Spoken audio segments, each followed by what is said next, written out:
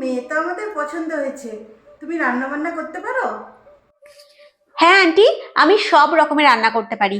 Indian, Chinese, continental, থাই সব। বাসন টাসন মাজতে পারো? হ্যাঁ, আমি এমন বাসন মাজি সবার মুখ দেখা যায় বাসনে। আচ্ছা, বাহ, বেশ বেশ বেশ। আর যেরকম টুকটাক ঘরের কাজকর্ম সেগুলো সব পারো? কাপড় কাচা, ঘর ঝাড় দেওয়া, এগুলো সব করতে পারো? হ্যাঁ আন্টি, আমি ঘরের সমস্ত কাজ পারি।